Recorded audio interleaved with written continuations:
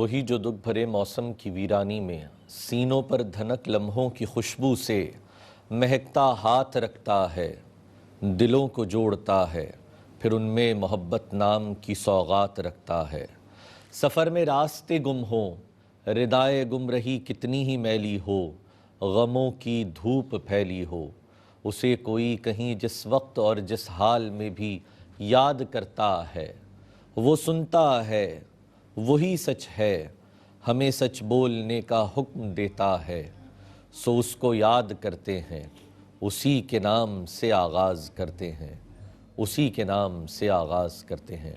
معزز و مکرم سامعین محترم، رب عظیم کے بابرکت نام نامی اسم گرامی سے اس احساس ٹیلی تھون کا باقاعدہ آغاز، یہ وہ احساس، وہ جذبہ، وہ محبت، وہ انسیت کہ جو رب عظیم نے اپنے محبوب علیہ السلام کو ودیعت فرمائی اور آپ کے ذریعے سے یہ تمام امت مسلمہ کو خاصہ نصیب ہوا کہ رب عظیم نے احساس کا وہ کچھ عطا فرمایا کہ جس کی بدولت ایک انسان کے اندر غم محسوس کرنے کا بھی جذبہ پیدا کیا، پیار کا جذبہ پیدا بھی کیا اور تکلیف کا مداوع کرنے کا جذبہ بھی پیدا کیا۔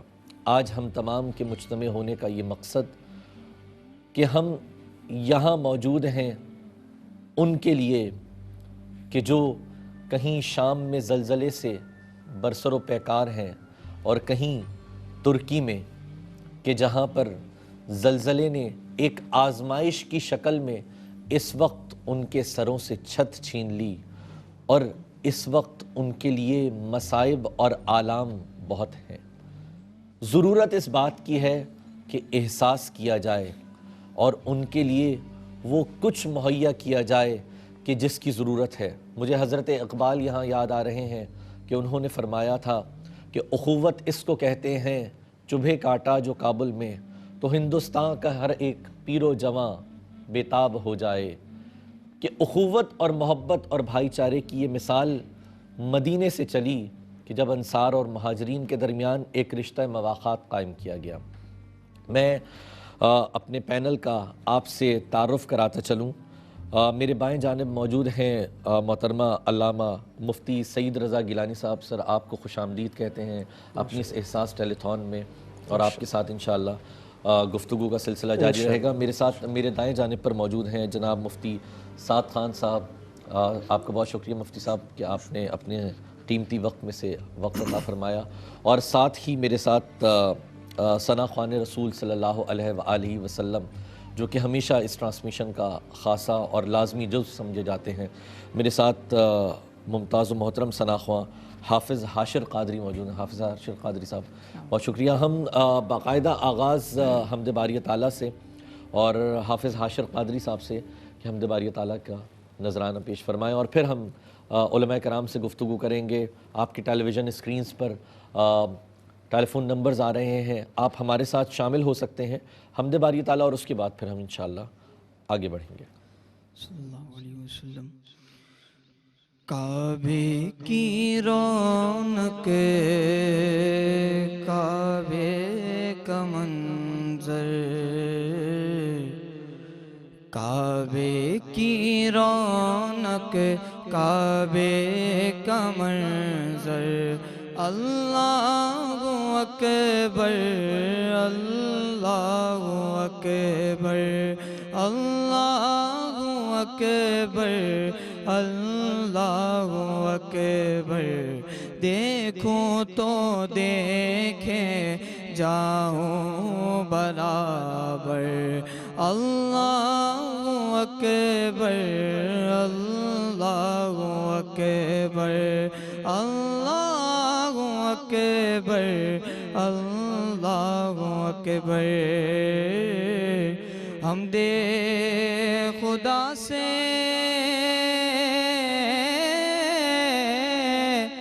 تر گئے زبانیں، کانوں میں رس گولتی ہیں اذانیں، حمد خدا سے تر گئے زبانیں، کانوں میں رس گولتی ہیں اذانیں، بس ایک صدا آ رہی ہے برابر، اللہ اکبر اللہ اکبر اللہ اکبر اللہ اکبر۔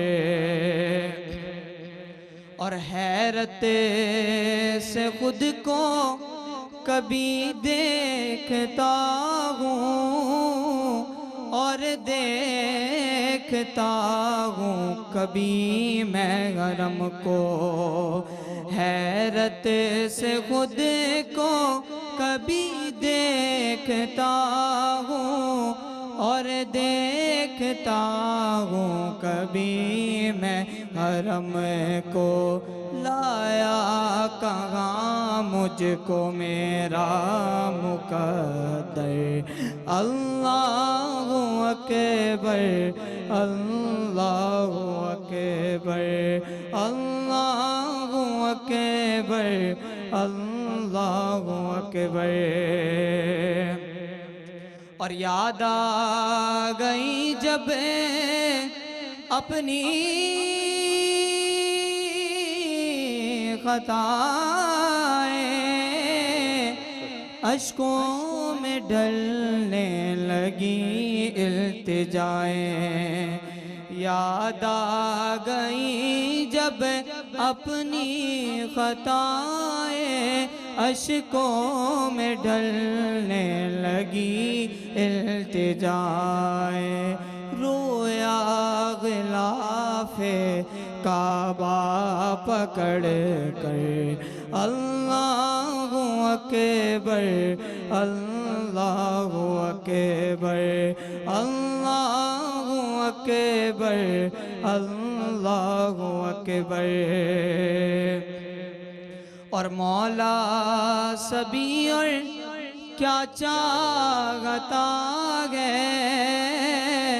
بس مغفرت کی عطا چاہتا ہے، مولا سبھی اور کیا چاہتا ہے، بس مغفرت کی عطا چاہتا ہے، بخشش کے طالب پہ اپنا کرم کر، اللہ اکبر اللہ اکبر اللہ اکبر اللہ اکبر۔ دیکھوں تو دیکھیں جاؤں برابر، اللہ اکبر اللہ اکبر۔ ماشاءاللہ سبحان اللہ۔ حافظ حاشر اللہ اکبر کی صدائیں جو کہ حمدیہ کلام محترم صبی الدین صبی رحمانی کا لکھا ہوا۔ اور سامعین کرام، یہ وقت دعا ہے، اس وقت ضرورت اس امر کی ہے کہ واقعتاً رب کے حضور عاجزی، محبت اور اس پیکر کی صورت میں ہمیں اپنے ہاتھوں کو بلند کرنا ہے اور رب سے اپنے ان گناہوں کی معافی مانگنی ہے کہ شاید خطائیں بہت ہو گئی ہیں۔ عطائیں رب تبارک و تعالی وہ کر کہ جس کی بدولت وہ مشکلیں آساں ہوں، اور ہمارے اندر احساس کا وہ جذبہ جاگے کہ جس جذبے سے گندھے ہوئے ہم تمام کو وہاں پہنچنے کی ضرورت ہے، جو اس وقت ترکی اور ترکیہ کے ساتھ ملک شام میں موجود ہمارے وہ معصوم مسلمان بہن بھائی کہ جو اس وقت ہمارے لیے وہ کچھ نظریں ان کی دیکھ رہی ہیں، ان کی نگاہیں ہماری طرف لگی ہوئی ہیں۔ دنیا کے کسی بھی خطے میں اگر آپ بستے ہیں تو آپ ان مناظر کو دیکھ کر شاید اپنے آنسوؤں کی وہ روانی نہ روک سکیں، شاید لفظوں میں بیان نہ کر سکوں کہ یہ امتحان ہے، یہ امتحان اب ان کا نہیں ہے، یہ شاید ہمارا امتحان ہے، یہ آپ کا امتحان ہے، ان تمام کا امتحان ہے کہ جنہیں رب تبارک و تعالیٰ نے استطاعت دی، جنہیں اس قابل کیا ہے کہ آئیں آگے بڑھ کر ان گرتے ہوں کو تھام لیں اور ان کی وہ مدد کریں کہ سردی میں ٹھٹرتے ہوئے ان جسموں کو اس کمبل کی ضرورت ہے کہ جو شاید آپ کی جانب سے پاؤنڈز اور ڈالرز کی شکل میں عطیہ کیے جا سکتے ہیں۔ ان جسموں کو شاید ان گرم کپڑوں کی، ان چیزوں کی ضرورت ہے کہ جس سے وہ راحت حاصل کر کے اپنے رب کے حضور صدقہ شکر ادا کریں اور آپ کے لیے وہ صدقہ جاریہ بن جائے۔ ان کے لیے ان شیٹس کی ضرورت ہے، پلاسٹک شیٹس کی، کہ جو پلاسٹک شیٹس ان لوگوں کو اس وقت ریسکیو کا کام دے سکیں گی۔ ان کے لیے کھانے کی ان اشیاء کی ضرورت ہے کہ میرے آقا علیہ الصلوۃ والسلام نے فرمایا کہ بھوکے کو کھانا کھلانا اور پیاسے کو پانی پلانا افضل ترین صدقات میں سے صدقہ ہے۔ آئیں انسانیت کی خاطر، اپنے ان مسلمان بہن بھائیوں کی خاطر ساتھ دیں۔ ہماری ٹیلی فون لائنز آپ کے سامنے موجود ہیں۔ میں احساس ٹیلی تھون کے توسط سے آپ کو یہ بتاتا چلوں کہ ہم اس وقت آپ کے سامنے اس وقت ایمرجنسی کٹ کی ضرورت ہے۔ آپ اگر برطانیہ میں موجود ہیں تو 100 پاؤنڈز کا عطیہ کر سکتے ہیں ایک ایمرجنسی کٹ کے لیے، اور اگر آپ امریکہ اور دنیا کے کسی اور حصے میں موجود ہیں تو $100 کا عطیہ کر سکتے ہیں، اور آپ کی عطیہ کی گئی اس رقم سے ان کو ایک پوری کٹ مہیا کی جائے گی جس کے اندر ان کے لیے بلینکٹس، میٹریسز، ساتھ میں پلاسٹک شیٹس، ہائیجین کٹ اور ایک ہفتے کا ایک پوری فیملی کا کھانے کا اہتمام کیا جائے گا۔ آئیں آگے بڑھیں اور ہمارے ساتھ ہمارے اس سفر میں شامل ہو جائیں۔ یہ یاد رکھیے گا کہ اس وقت کم از کم ہمیں 3 سے 4 لاکھ ڈالرز کی ضرورت ہے کہ جس سے ہم ان لوگوں کی داد رسی کر سکیں اور ان لوگوں کے لیے وہ آسانیاں فراہم کر سکیں، اتنا کچھ فراہم کر سکیں کہ یہ ہمیں یہ سمجھیں کہ نہ صرف مسیحائی کی بلکہ مسیحائی کے ساتھ ساتھ ان کے لیے وہ احساس جاگا کہ جس احساس کو جگانے کے لیے آج ہم تمام جمع ہوئے ہیں۔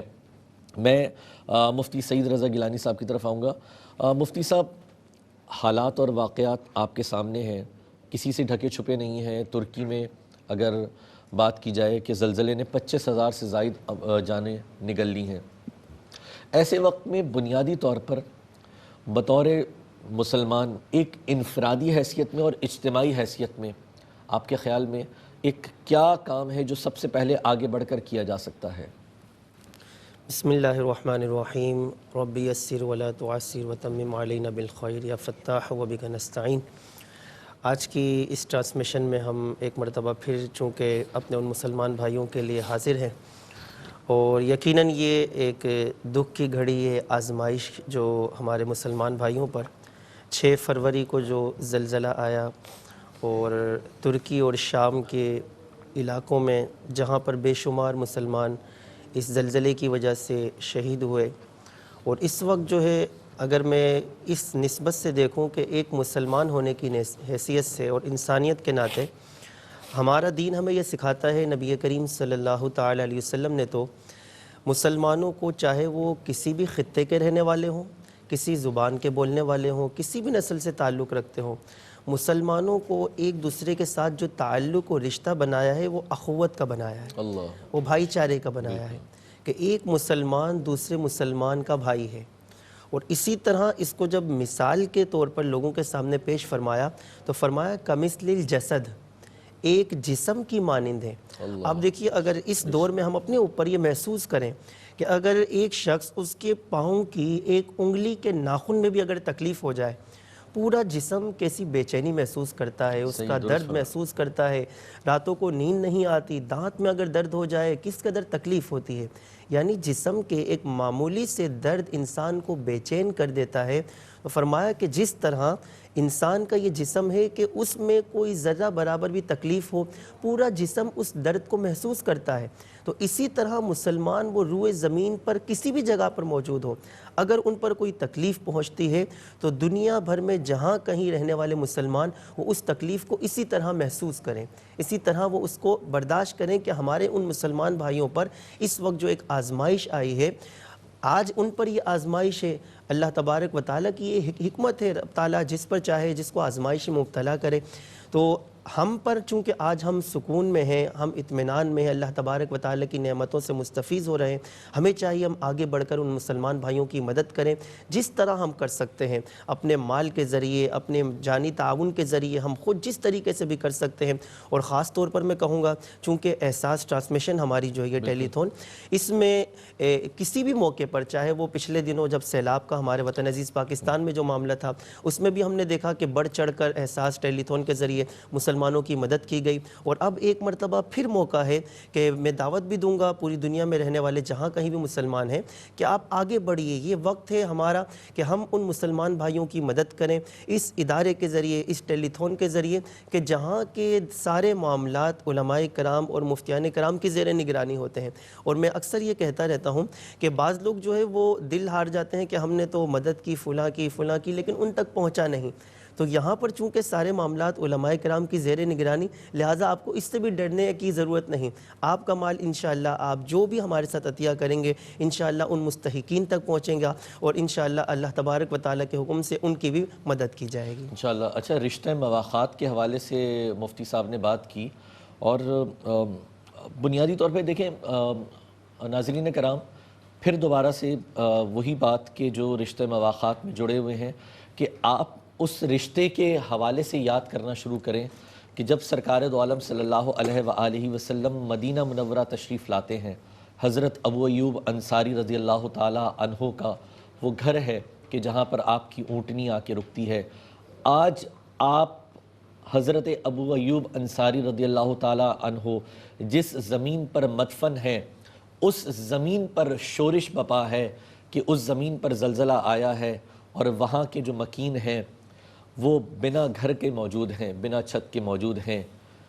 تو کس طرح سے میں یہ سمجھتا ہوں کہ ہم برداشت کر سکتے ہیں کہ وہ بنا گھر کے ہوں کہ جس زمین پر سرکار دو عالم صلی اللہ علیہ وآلہ وسلم کے میزبان رسول ابو ایوب انصاری رضی اللہ تعالی عنہ اس زمین پر ہیں. تو کیوں نہ ہم بھی آگے بڑھیں اور بڑھ کر میزبانی کا شرف حاصل کرنے کی کوشش کریں کہ جن کو اس وقت گھر کی ضرورت ہے ان کے لیے گھر بنانے کی کوشش کریں، جن یتیم بچوں کو اس وقت کفالت کی ضرورت ہے ان کی کفالت کرنے کی کوشش کریں. شاید آپ کے لیے یہ 100 پاؤنڈ یا $100 میرے خیال سے اتنی حیثیت نہ رکھتے ہوں، لیکن صدقہ شکر کے طور پر ہی کیوں نہ آپ 100 پاؤنڈ اور $100 دیں. اور اس کے ساتھ اگر آپ میڈیکل ایڈ انہیں پہنچانا چاہتے ہیں تو اس سلسلے میں بھی آپ انہیں میڈیکل ایڈ پہنچا سکتے ہیں کہ ان کو اس میڈیکل ایڈ کے لیے ضرورت ہے آپ کی. اور اس سلسلے میں آپ اگر برطانیہ میں موجود ہیں تو 150 پاؤنڈ کا عطیہ آپ کر سکتے ہیں، اور اگر آپ امریکہ میں موجود ہیں تو $200 کا کر سکتے ہیں. میں مفتی سعد صاحب کی طرف آؤں گا. مفتی صاحب، بنیادی طور پر ایک بڑا دل آزاری بھی ہوتی ہے کہ بہت سارے لوگ یہ کہہ دیتے ہیں کہ جی یہ تو اعمال کا نتیجہ ہے کہ زلزلہ آیا اور یہ ساری چیزیں ہیں، جبکہ اگر ہم یہ دیکھیں کہ ملک شام کہ جو انبیاء علیہ السلام کی سرزمین، اور ترکی کے حوالے سے جیسے میں نے ابھی بیان کیا کہ حضرت ابو ایوب انصاری رضی اللہ تعالیٰ عنہ کا بھی مدفن ہے، پھر آقا علیہ الصلوۃ والسلام کی احادیث میں تواتر سے قسطنطنیہ کا تذکرہ بھی ملتا ہے ہمیں. تو ہم اس کو آزمائش ہی لیں گے، کیونکہ آزمائش تو انبیاء علیہ السلام اور اس کے حوالے سے، تو تھوڑا سا یہ تصیبی اور تھوڑا سا یہ ایک حوصلہ بھی بخشیں تاکہ ان کو بھی حوصلہ ہو جو کہ اس وقت اس مشکل گھڑی میں ہیں. تو آزمائش کا تصور، اور بنیادی طور پر جو آزمائش کے ساتھ ساتھ ایک جو تنبیہ اعمال اور اس کے حوالے سے کہ بد اعمالیاں زیادہ ہو گئیں، یہ کیا وجوہات ہیں تاکہ ان کو ایک حوصلہ تو ملے. اعوذ باللہ من الشیطان الرجیم، بسم اللہ الرحمن الرحیم. ماشاءاللہ، بہت ہی خوبصورت سوال ہے آپ کا. آج کل جیسے ہی اس طرح کے کچھ حادثات ہمارے سامنے آتے ہیں تو مختلف قسم کے لوگ مختلف قسم کی باتیں کرنے لگتے ہیں. کچھ کہتے ہیں کہ اعمال کا نتیجہ ہے، گناہوں کا نتیجہ ہے، اور اس کے سبب یہ ہو گیا، اس کے سبب یہ ہو گیا. بلکہ اللہ رب العزت کی آزمائش ہے، اور اللہ رب العزت کی آزمائش کسی پر بھی کسی جگہ بھی آ سکتی ہے. اس کو ہم کہتے ہیں کہ دس از گاڈ ایکٹس. یہ کسی کے اوپر بھی کہاں بھی، اور یہ رسول اللہ صلی اللہ علیہ وسلم کے زمانے میں بھی زلزلے آئے. میں نے گزشتہ دن بھی عرض کیا تھا کہ حضرت عمر بن عبدالعزیز کے زمانے میں جب زلزلہ آیا تو انہوں نے فرمایا کہ زلزلے کے وقت اپنے لوگوں کا کہ شہر سے باہر نکلو اور اللہ رب العزت کے سامنے سجدہ ریز ہو جاؤ اور زیادہ سے زیادہ صدقہ کرو، کیونکہ صدقہ بلاؤں کو ٹالتا ہے. اب جب یہ آزمائش کی گھڑی آئی ہے ہمارے بھائیوں پر، ہمیں اس سے درکنار کہ ہمیں کہنا چاہیے کہ یہ ہو گیا، یہ ہو گیا. اس وقت ہماری اس امر کی ضرورت ہے کہ ہم ان کے کام آئیں، ہم ان کی مدد کریں. کیوں؟ کیونکہ وہ بھی اسی طرح ہماری طرح مسلمان ہیں. بلکہ ترکی اگر آپ دیکھو ایک ویل اسٹیبلش قوم ہے، ایک بہت اچھی قوم ہے. ان کے اوپر آزمائش آئی ہے، کل ہمارے اوپر بھی آ سکتی ہے. ہم کو اتنے دودھ کے دھلے بھی نہیں ہیں، نہ ہمارے پاس کوئی اس طرح کے ہمارے پاس پریکاشنز ہیں. آج ان کے اوپر آزمائش ہے، کل ہمارے اوپر بھی آ سکتی ہے. اور جس طرح مفتی صاحب نے عرض کیا کہ یہ تو ہم سارے لوگ ایک جسم کی مانند ہیں. اگر آج ان کے اوپر تکلیف ہے اور میں یہاں بیٹھا ہوا کوئی پاکستانی یا باہر برطانیہ میں بیٹھا ہوا کوئی شخص اس کو اپنی تکلیف نہیں سمجھتا تو جذبہ ایمان اس کے اندر نہیں ہے. کیونکہ جذبہ ایمانی یہی ہے کہ ادھر شام میں ہماری مائیں جب تڑپ رہی ہوں، ادھر ہمارا کلیجہ بھی تڑپے. وہ جب بچوں کی تصویریں، وہ ایک باپ کی تصویر جو اپنی بیٹی کا ہاتھ پکڑ کے بیٹھا ہوا ہے، تو وہ تمام ان باپوں کے لیے نصیحت ہے جو اپنی بیٹی کے ساتھ آج گھر میں محفوظ بیٹھے ہیں. ان تمام بچیوں کے لیے نصیحت ہے جنہوں نے آج والد کا ہاتھ تھام کر آج بستر پہ سوئی ہوئی ہیں اور وہ ان کا گھر نہیں. میں ہمیشہ کہتا ہوں کہ انسان کے دو کل اثاثے ہوتے ہیں، یا تو پوری زندگی محنت کر کے گھر بناتا ہے، یا وہ تمام تگ و دو اپنے رشتہ داروں کے لیے کرتا ہے، ریلیٹیوز کے لیے کرتا ہے، محنت کرتا ہے. لیکن جب اس طرح کی وبائیں، آفتیں آتی ہیں، یہ دونوں چیزیں آپ کی رسک پہ ہو جاتی ہیں. انسان کا گھر بار جس کو کنبہ سمجھتا ہے اور سب کچھ سمجھتا ہے، وہ ایک سیکنڈ ود ان سیکنڈز وہ تب ختم ہو جاتا ہے. اس کے ریلیٹیوز اس سے چلے جاتے ہیں، تمام رشتہ. اس وقت وہ اس تکلیف میں مبتلا ہیں.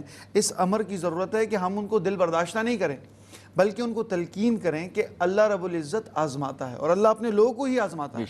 آزمائش ہر انسان پر ہے. اب کس امر کی ضرورت ہے؟ جب آپ پر اللہ کی آزمائش ہو، آپ کو کیا کرنا ہے؟ آپ کو رجوع اللہ کرنا ہے، آپ کو اللہ کی طرف لوٹنا ہے، آپ کو اللہ کے سامنے سجدہ ریز ہونا ہے اور صبر سے کام لینا ہے. صبر کیا ہے؟ ہمارے یہاں علماء نے صبر کی بہت ساری ڈیفینیشن کی ہے، لیکن سب سے خوبصورت صبر یہ ہے کہ اللہ کے امر میں راضی ہو جانا. اللہ جس حال میں رکھے اس حال میں راضی ہونا صبر ہے. اگر میرے رب کو یہ منظور ہے، یہ میری رب کی منشا ہے، میرے رب کی چاہت ہے، تو مجھے یہی منظور ہے. ان کو اس امر کی ضرورت ہے کہ وہ اس پر صبر کریں، اور باقی لوگوں کو اس امر کی ضرورت ہے کہ وہ زیادہ سے زیادہ ان بھائیوں کی مدد کریں، تاکہ ان بھائیوں، میں نے کل بھی اس دن بھی عرض کیا کہ اللہ رب العزت فرماتے ہیں کہ یہ جو پوری کنبہ ہے نا، جیسے رسول اللہ صلی اللہ علیہ وسلم کی حدیث ہے الخلق و آیاء اللہ، کہ جو پوری تخلیق ہے نا، یہ اللہ رب العزت کا کنبہ ہے. اللہ رب العزت کہتے ہیں یہ میرا کنبہ ہے. اگر کسی کو بھی، جیسے ایک حدیث ہے رسول اللہ صلی اللہ علیہ وسلم نے فرمایا کہ قیامت کے دن اللہ کسی شخص سے کہیں گے کہ میں بھوکا تھا، تو نے مجھے کھانا نہیں کھلایا. فرمائے گا یا اللہ آپ کو بھوک پیاس سے پاک ہیں. فرمایا میرا وہ فلاں شخص بھوکا تھا، تو نے اس کو کھانا نہیں کھلایا ایسا جیسے تو نے مجھے کھانا نہیں کھلایا. آج وہ اس حالت میں مبتلا ہیں، تو اس امر کی ضرورت ہے کہ ہم ان کی زیادہ سے زیادہ مدد کرو. جس طرح آپ نے تمام اشیاء، میں سن رہا تھا آپ نے بات کی، تو ہم کسی ان کو کوئی بہت بڑے ڈیزائرز یا ان کو کوئی بہت بڑے ان کو فراہم نہیں کر رہے، بلکہ وہ بنیادی چیزوں سے وہ قاصر ہیں. زندگی کی بنیادی چیزیں، ہائیجین فیکٹر، ہیلتھ فیسلٹیز، اور اتنی سردی میں تو اس امر کی ضرورت ہے کہ ہم لوگوں کی بڑھ چڑھ کر جتنی نصرت اور مدد کر سکیں، تو ہمارا فرض ہے. بالکل جس طرح سے مفتی سعد صاحب نے فرمایا کہ آئیں اور اس سعادت سے سعید ہوں کہ ہمیں ضرورت ہے کہ ہمیں یہ موقع بھی دیا گیا ہے ایک طرح سے کہ جو مشکل میں گرفتار ہیں، اور اللہ تعالیٰ نے اگر ہمیں اس قابل کیا ہے کہ ان کے لیے کچھ کر سکتے ہیں تو ہم کریں. احساس ٹیلی تھون کا سلسلہ جاری رہے گا.